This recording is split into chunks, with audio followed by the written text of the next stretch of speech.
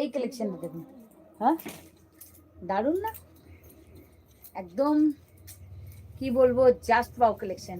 আমি আপনাদের বলে গেলাম না যে ওয়াও করতেই হবে।